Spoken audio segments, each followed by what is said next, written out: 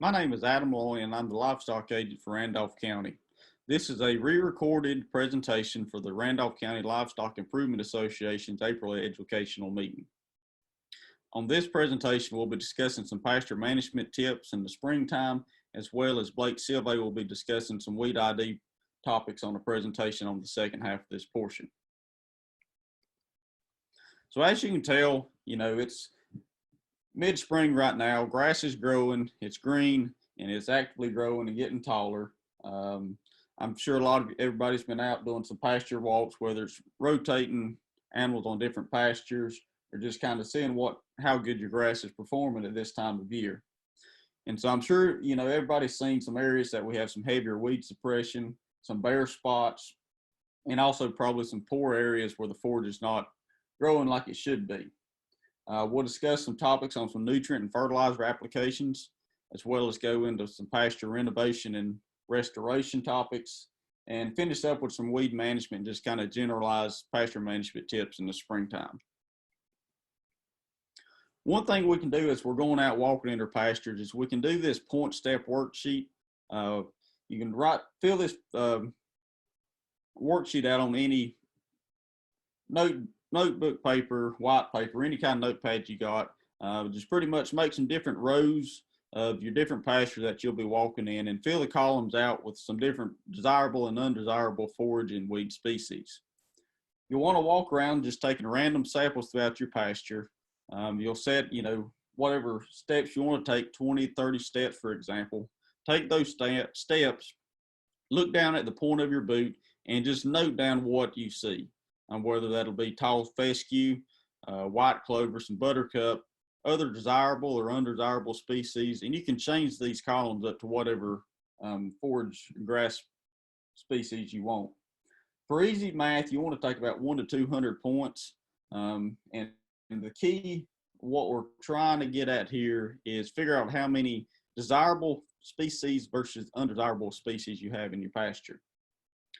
A good key to kind of note is 50%. If you have 50% of more undesirable species, you may want to think about doing some pasture renovation or restoration. One good practice to get into is taking a soil sample at least every 2 to 3 years. When you get those soil reports back, the big things that you're going to note is your nitrogen, phosphorus, potassium, and your pH.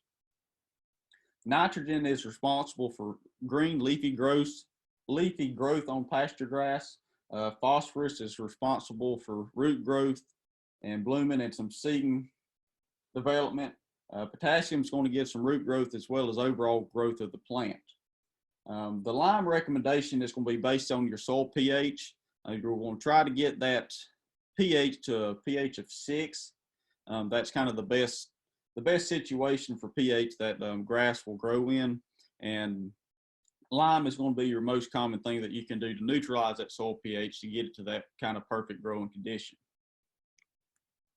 When looking at nitrogen, you're going to get a recommendation. The NCDA does not test this, and that's because nitrogen is pretty quick at responding, or the plants are quick to respond to nitrogen, and it doesn't really hang around long in the soil. The time of application you want to do with nitrogen is in the early time in the spring, looking at kind of around March when that grass has come back out of dormant, when you're looking at cool season perennials, and as well as looking into late August to mid-September, again, when that grass is coming out of that kind of summer slump into the growing conditions for the fall. Typically, you're going to see anywhere from 100 to 150 units of nitrogen on the soil sample recommendation. So one good practice you can do is kind of split that up into 2 applications. Do 40 to 60 pounds an acre in the springtime, and then follow up in the fall with another 40 to 60 pounds per acre. As you probably know, ammonium nitrate is the best source of nitrogen, but it is impossible or nearly impossible to find with this date, with tighter regulations on the product. So it's pretty hard to find. So the other common sources of nitrogen you're going to find is urea, ammonium sulfate, and UAN, which is urea of ammonium nitrate. And really, there's not a lot of difference in the sources of nitrogen. The main choice you're going to have to make is which one you can get the cheapest at the time. One thing I will say about urea-based nitrogen sources, they are very susceptible to volatilizing. So you kind of got to time that right with rain. You want to get those nitrogen sources in the ground or applied so you can get a good rain on those to get that nitrogen in the ground without getting volatilization loss throughout heat and the sun. When looking at phosphorus and potassium, it's kind of slow reacting in the soil. It takes longer for those plants to utilize those nutrients. And like we talked about a little bit ago, these two are very important in root development of the plants. So you want to kind of get these in the fall time so it has more time for those plants to utilize these nutrients to get their roots growing and developing good for better survival rate over the winter and the colder months. So again, fall application is best for that, to get it in the ground working.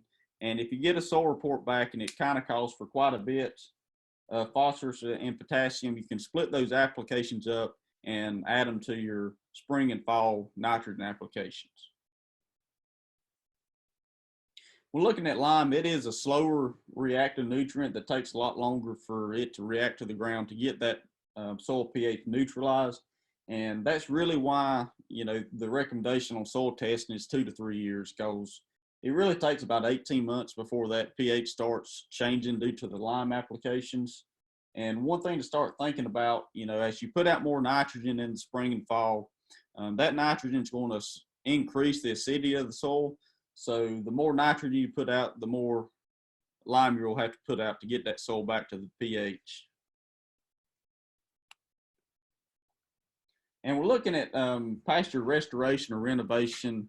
We take a look at these 4 pictures on the screen.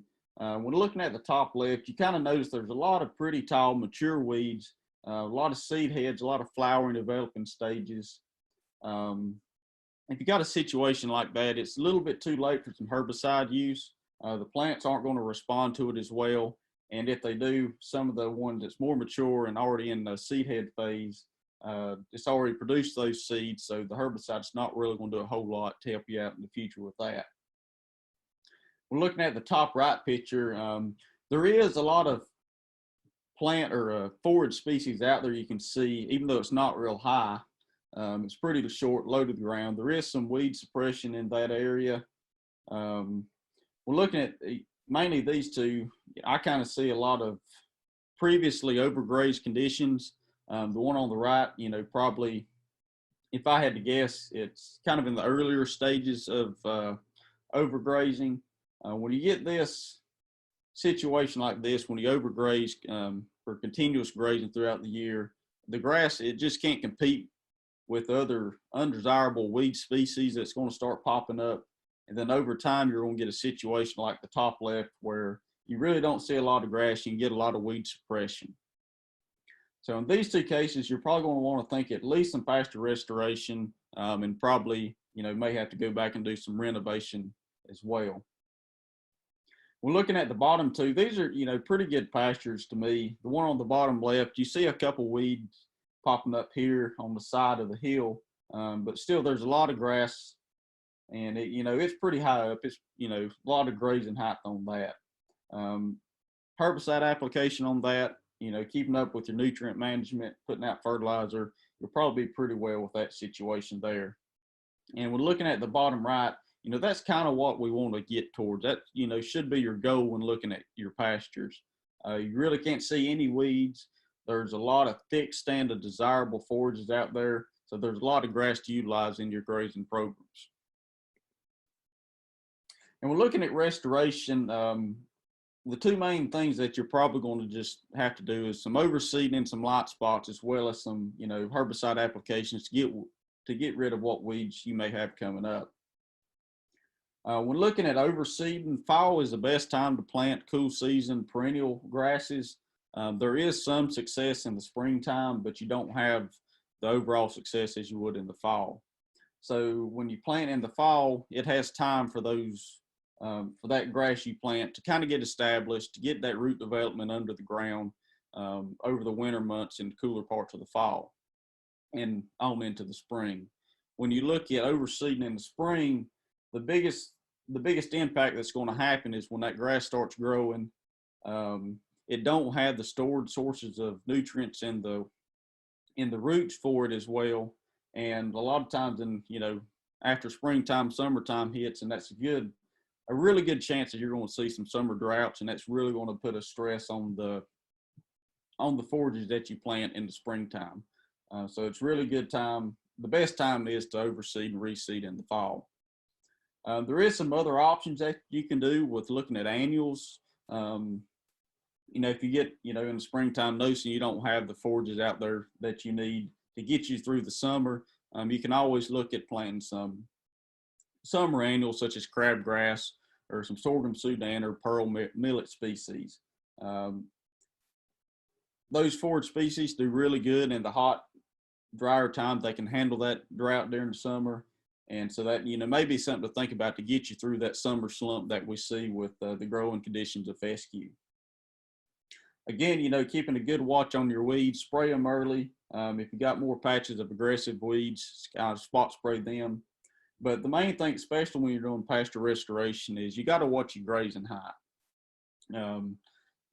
Because overgrazing, that's when you get in the situation where you got to think about redoing or, giving a boost to your pastures. So maintain that grazing height to about 3 to 4 inches at least. I would probably want to do 4 to 5, just to give a little bit more cushion. And what happens when you do that overgrazing or continuous grazing over time is the shorter you graze that grass down, the less foliage and green matter up top that plant has to utilize photosynthesis for the restart to get to growing again. So when that happens, it has to pull carbohydrates and nutrients from the rootstock that it's developed to give that grass a boost. And over time, that's going to keep depleting that roots underneath the ground, making the grass harder to survive when it gets those stressful times. So some good practices that we can do to manage that grass height is, for one, rotational grazing or strip grazing. And you don't really have to do an intense strip grazing program. If you just got one pasture, at least split that pasture in half. Yeah, that's going to give you half as much grass at one time, but when you take those animals off the pasture they're on, you put them to the other side, that allows that side they just come off of to get some time to rest and to get that regrowth. And rest is going to be your best friend when you're looking at, getting into grazing programs, getting a better job managing your pastures. That grass really needs rest so it can grow and have more forage to graze later on in the year. The next topic looking at is pasture renovation. This is kind of going to be taking restoration kind of to a next step above, and it's going to take a lot more planning, and it's going to take some extra cost as well. But if you got pastures that really need a restart, this is the best way to kind of get those pastures up and going.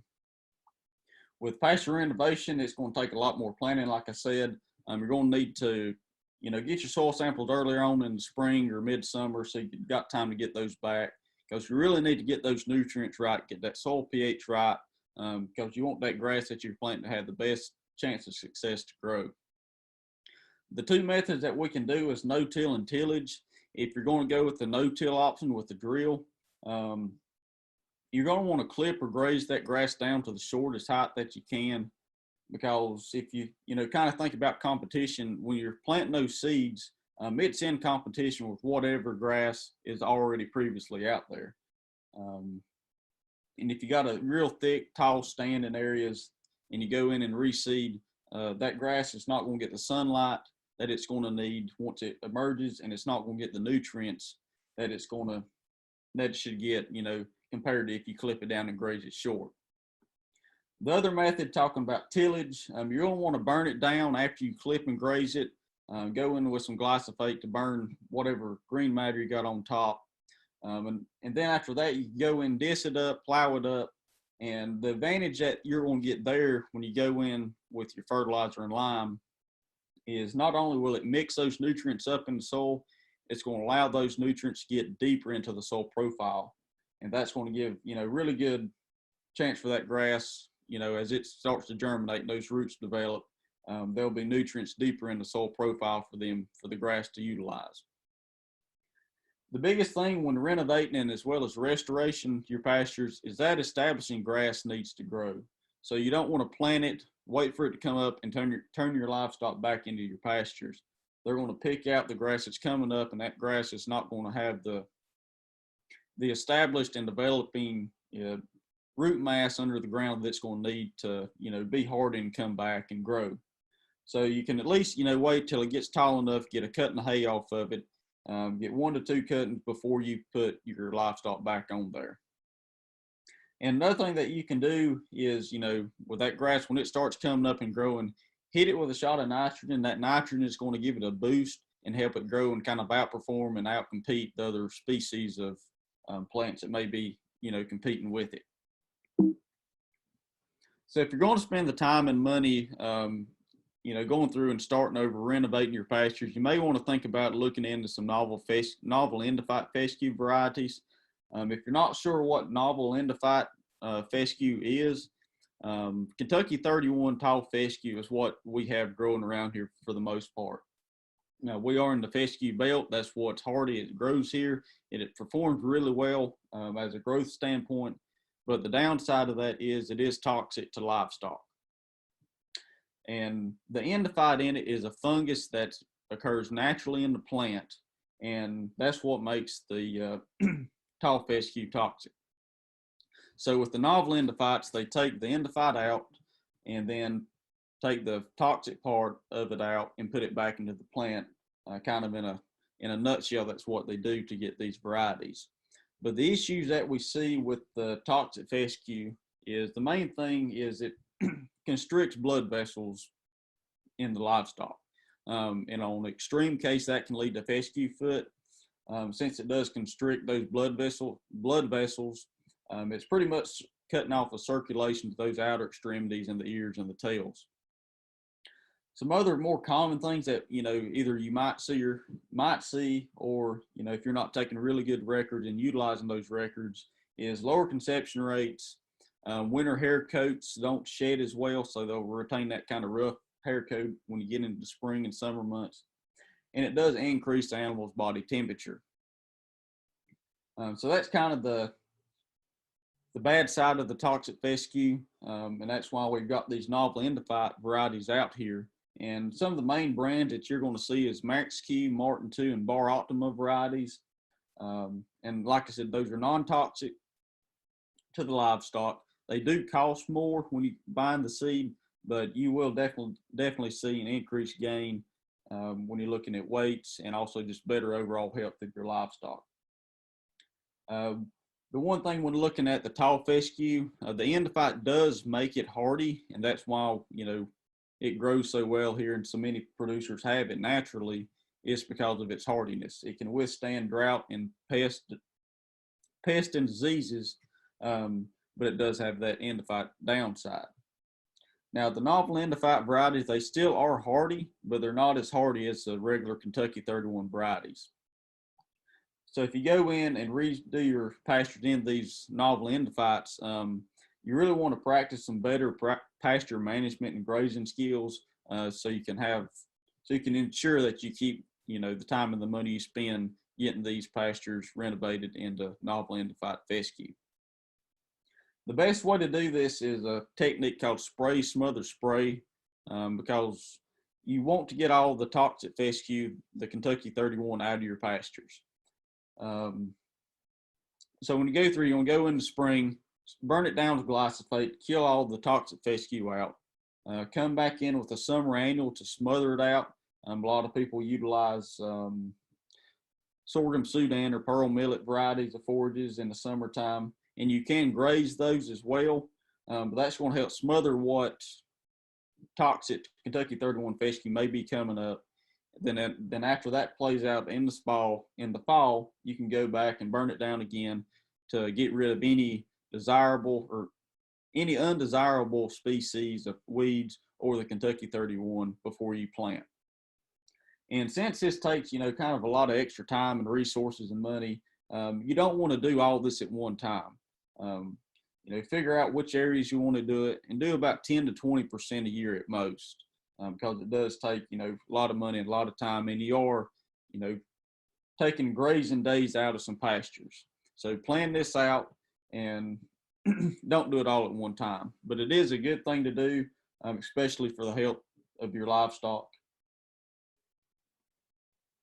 So going into weeds, weeds utilize, nutrients, sunlight, and water just like your desirable forage species does.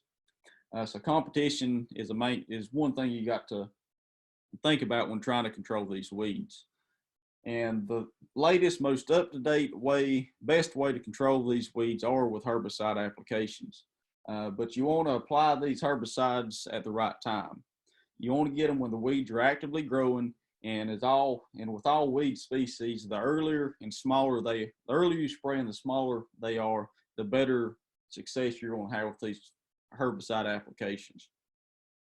When you get into the weeds, when they get to mature and get into the flowering stage and the seed head stage, it's going to be harder to kill, and it may be too late to spray, once you get into the seed heads, because they've already produced those seeds.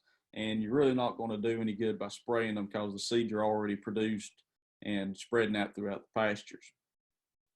So again, timing's critical. Not only time of year, getting them earlier on in the season, but with looking at drought stress as well. When you get into those hot summer months and, times of no rain, the weeds kind of put a wall against them, or a wall up against them, so it's harder to kill because they're kind of trying to protect themselves, and they're not responding to those herbicides. Another thing to think about when you're looking at weeds, there are different types of weeds, looking at annuals, biennials, and perennials as the way they grow. With annual weeds, the only way they reproduce is by seed. So they've got to have the seed in the ground to germinate to come up. And just like the grasses, we got cool and warm season annual weeds. So that's going to play into your timing of when to control those weeds. We're looking at the pictures on the screen with the buttercup and chickweed. Buttercup, we've still got a lot kind of hanging around now, and the chickweed as well. So, and they're flowering, producing those seeds now. So earlier on in the spring is the best time to control them. We're looking at the pigweed in the bottom right-hand corner. It is a summer annual. So once the soil temperature starts getting warmer, those seeds will germinate and start coming up. So looking at that point, later on in the spring, earlier part of summer, when those pigweed plants are coming up, that's the best time to get those. So we look at annual weeds. The earlier on, the smaller they are. That's going to be your best time to get those herbicides out to control them. We're looking at biennial weeds. These weeds have a lifespan of 2 years. Normally they spend the first year in a rosette stage, and then on the second year after winter, they start producing bolts, which is what you see in the top and bottom corners of the picture with the mullein and the broadleaf and buckcorn plantain. Those shoots that's coming out of the middle, that's what we're calling the bolts, and that's what's going to come out during the second year of the lifespan of these plants. And you want to get those herbicides out before they get into the bolting stage, when they're still in the rosette stage. And then we're looking at perennial weeds. These weeds are weeds that last longer than 2 years, so a 3-year or longer growing period. The best time to get these is when they're young or in the early bud stage of the seed development. Kind of the issue we see, what makes these weeds so harder to kill, is a lot of them do, contain rhizomes, which are underground stem systems that produce lateral shoots underneath the ground that grow. So that not only do they rely on seeds to reproduce, they have these rhizomes that's going to help them produce underground. And probably the two main best examples we see is the milkweed and horse nettle. A lot of times when you see these, there will be patches of milkweed or patches of horse nettle, instead of, just kind of sporadically one here and one there. And that's all due to the ribosomes and that underground reproductive system that they have. So mowing weeds or bush hogging weeds, it can be a tool that you can put in your toolbox. I've kind of got bolded there. There are some advantages and disadvantages and some things to think about when you are bush hogging these weeds. So the main goal we're trying to do by mowing these weeds multiple times throughout the year is just like with forage species and the stored carbohydrates in the roots, we're trying to reduce those carbohydrate or that stored carbohydrates. So as you cut them down, they regrow. They're using those carbohydrates that's stored in the roots. So you go back and mow them again, and hopefully eventually you kind of get a better control on these weeds, or at least till the grass can choke them out with competition. Another thing we're trying to do is reduce the flowerings or the flowers before they go to the seed head stage. So if you go in, if you time it right, you can get bush hog those flowers down before they start producing seed. So you got less seed that's going to be spread for the next year. So again, timing is going to be critical to be really successful in mowing or bush hogging the weeds. And you can also set up perennials and biennials for a fall treatment of herbicide. When you mow the weeds down, they're going to start regrowth again. And that regrowth is going to be young and tender and more susceptible to herbicide control. The disadvantages we see with bush hogging the weeds is there's some forage or weed species out there that will produce seeds below that cutting height. So even though you mow, the top part of the weeds down, they still can produce some, seeds or flowers below what you can see in the grass. And it's really hard to control perennial weeds with bush hogging. That kind of goes back to what we was talking about with the rhizomes. They have that underground rootstock that's going to spread. And some of the biggest types of weeds we see, like again with the horse nettle, but as well as Johnson grass, ironweed, and Canadian thistle. So just kind of sum up what we've talked about, some tips you can keep in your pasture management toolbox. Try to avoid grazing too early on in the season. Just because you go out in the spring, grass is growing, kind of hold back a little bit. You might think if you turn them out, it's going to save you on some hay, but really, if they go out eating that shorter grass, it's going to hurt you in the long run because it's going to be harder for that forages to grow and produce more fodder matter later on in the season. Always remember your stocking rate. That's probably the number one problem that I see that leads to overgrazing. People's got too many head per acre. So really, make sure figure out how much land you got, how much grazing area you got in your pastures, and watch how much they graze and move them when they start grazing down too low to try to prevent overgrazing. Get you a pasture rotation schedule. It don't have to be pretty precise and by a date, but just have a plan of when they eat this pasture down, where am I going to rotate them to? Where am I going to put them next to give them more forage to graze? And not only with the, grazing too low, but also when you're mowing hay, it's going to do the same thing as we talked about with overgrazing. So mow, don't mow too low. Keep it, like we talked about, 3 to 5 inches. The taller you leave that grass, either by mowing or grazing, the better and faster it's going to come back on down the road in the year. And also consider renovating weaker stand of forages or areas that, just aren't performing as well as you should. Any of these things, we look at, they're all, topics and things we can keep in our toolbox, keep in the back of our minds, because we always want to give our livestock the best pasture that they can get to graze. And, pasture and grazing is a lot cheaper than, putting out feed or making hay.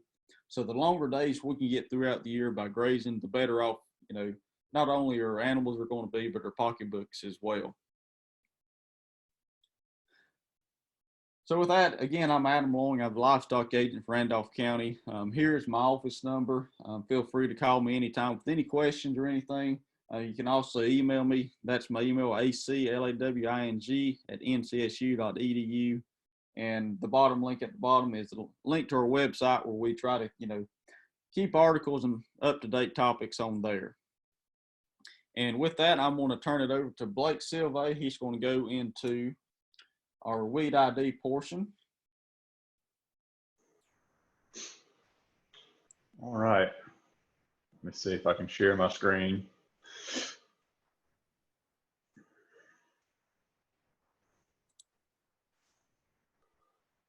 Okay. Presentation. Does it look good on your end? Looks good on my end. Okay. We're just going to head into this. I made this just a few weeks ago. The weeds have changed a little bit, but it's still good knowledge just to have on hand. And actually, some of these weeds will still be out there when you go out there and look for yourself. Some of the stuff about Duracore. Biggest thing about it is it doesn't have 2,4-D. They've actually added a new rice herbicide into it called Rinsecore. It's got very low or non-volatile, especially compared to 2,4-D. It's got a broader spectrum of weed control, and the rate is about half of what Grazon Next is. This is kind of the next step for Grazon Next, I guess. So it's what they're kind of replacing Grazon Next with, or it's taking its place. So the bottles or the containers that you get will be about half the size, but the rate's half. So they're covering the same amount of acreage if you use the standard rate, and that's pretty much what we have on that for now. So since it's going to be such a big herbicide, we're thinking Adam and I are in the process of trying to get a plot here in Randolph County going so that you can see exactly what it does compared to some of these other products. We're also going to have try to have a Proclova, which is a broadleaf herbicide that doesn't harm white clover. So you can get rid of your broadleaf weeds in your grass forages, and also be less harmful or not harm your white clover at all. So we're excited to hopefully get to test these in Randolph County and have you take a look at it for yourself before we jump into using this herbicide. So with that, I'm actually going to start our spring weed ID. There's going to be multiple pictures for each weed that I go through. The first one's going to be kind of the least revealing one, and then it's going to go into one, some more key features that you're likely to identify.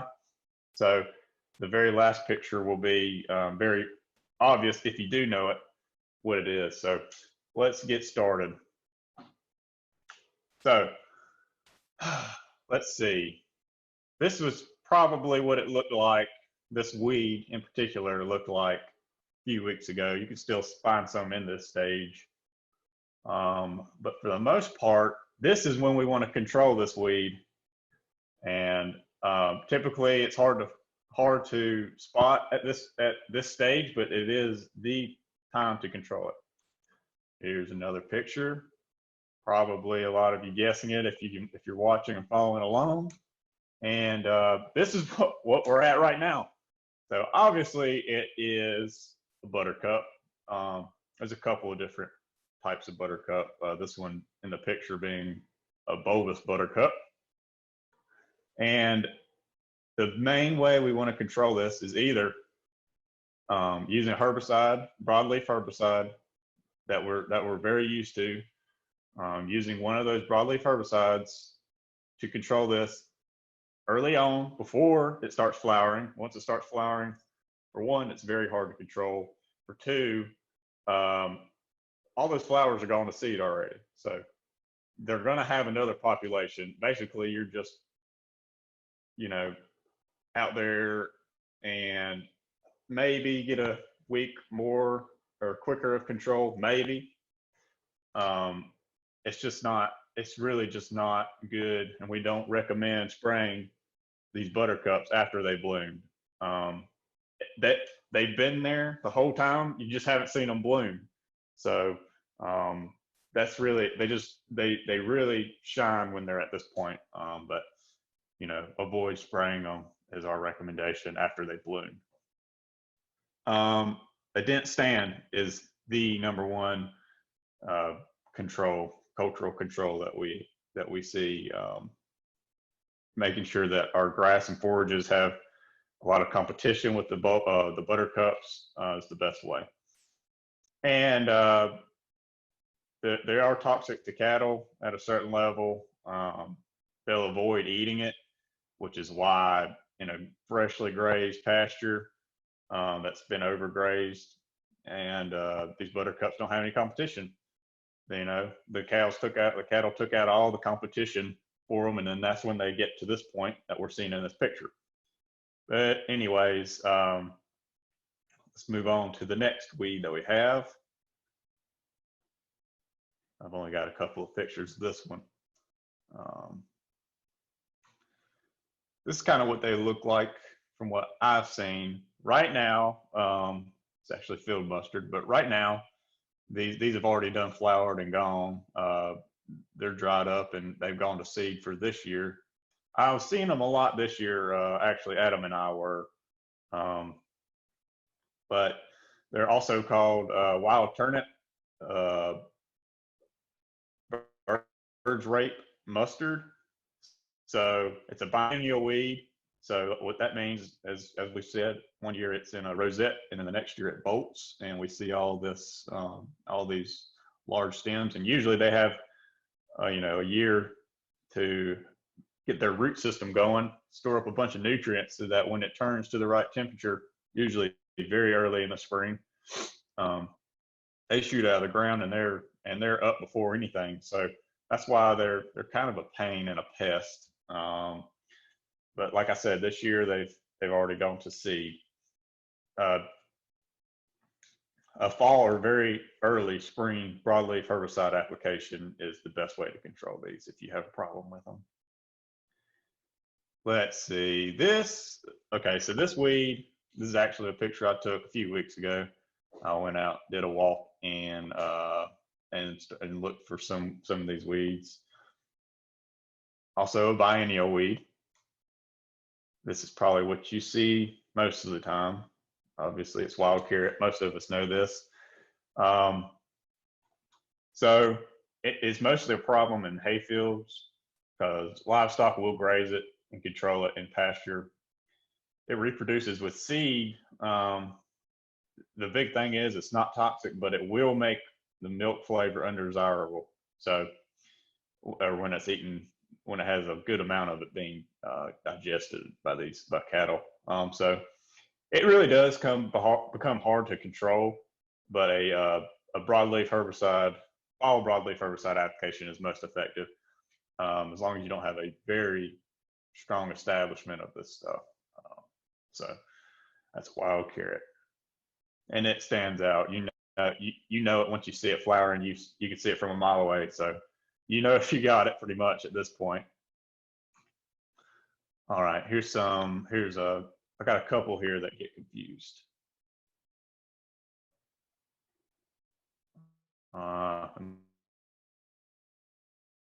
Might be a giveaway.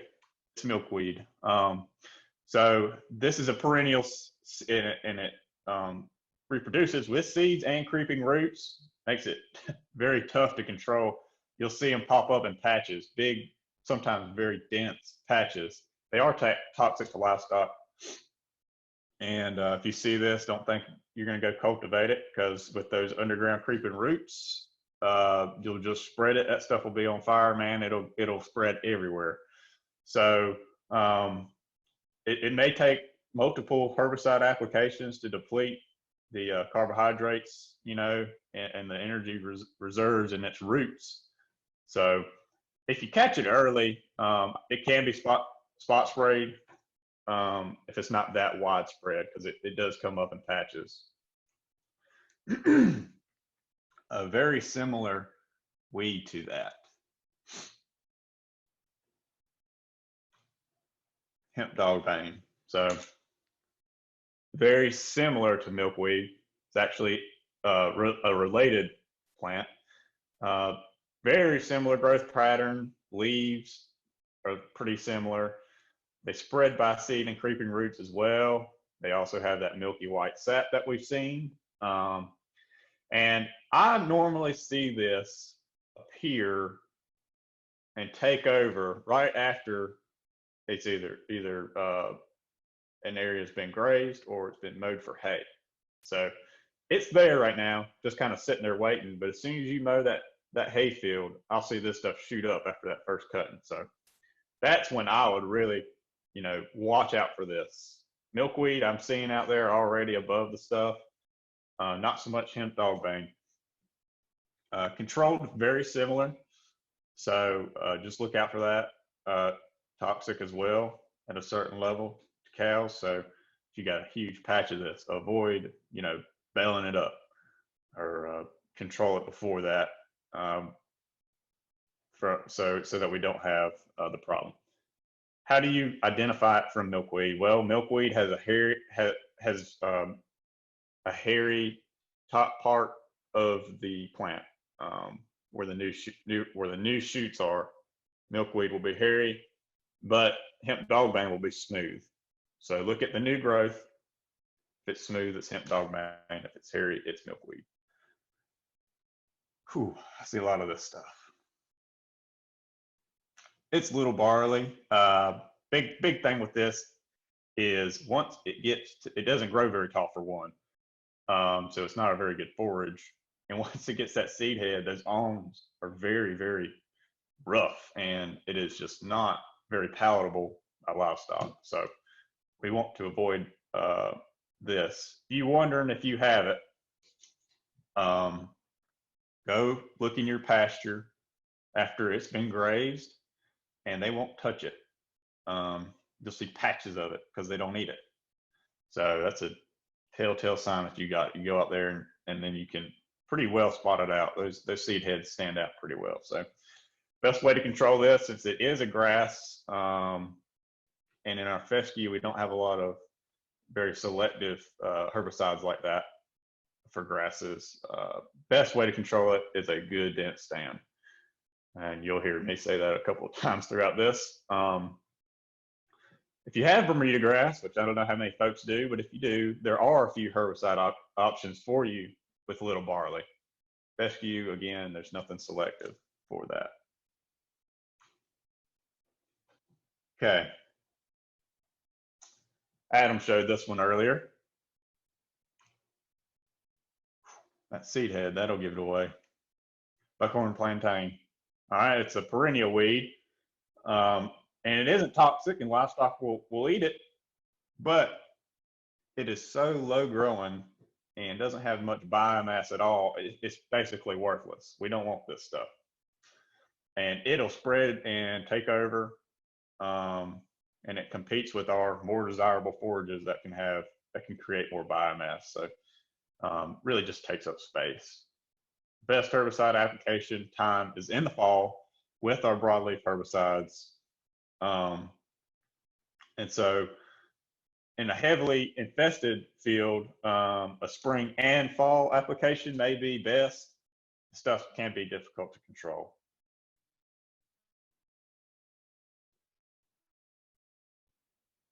Okay. See this a lot in the lawns, but it's also a problem in overgrazed pastures. Annual bluegrass. Okay. Another very low growing weed. So not a lot of biomass. It is not desirable at all. So it's dense. It is very competitive as far as that goes because it's dense. But you will find it in overgrazed, compacted, poorly drained, and shady parts of your pastures. So how do you get rid of this? Well, you correct any of those or all. If you fix your overgrazing, you'll see a lot of improvement. Compaction as well. Sometimes poorly drained spots you can't really help, and shady spots you can't really help. But correcting a few of those will absolutely decrease the amount of annual bluegrass you see. See this a lot in lawns as well.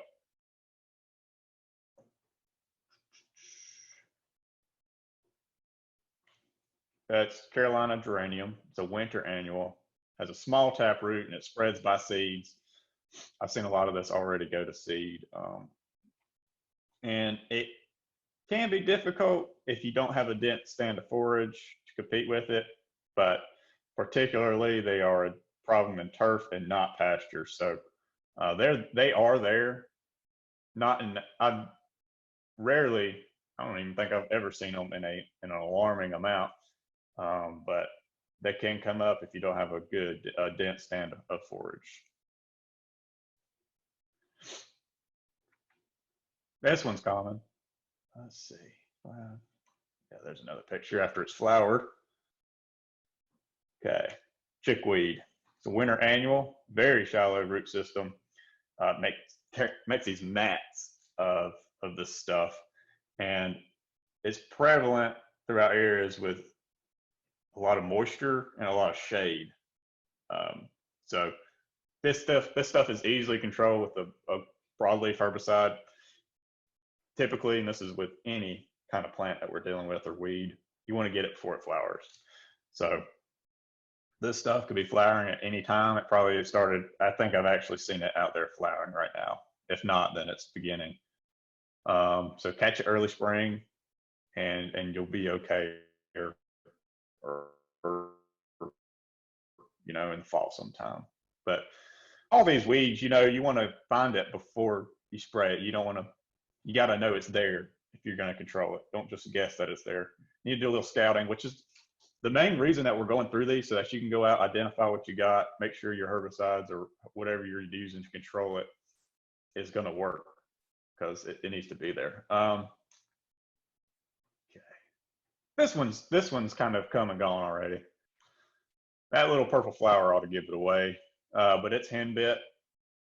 It's already done its thing for the most part. It's got a square stem, so it's a mint. You'll know if you smelled it before for sure. But it is controlled with our broadleaf herbicides as well. That's the last one I'm going to do.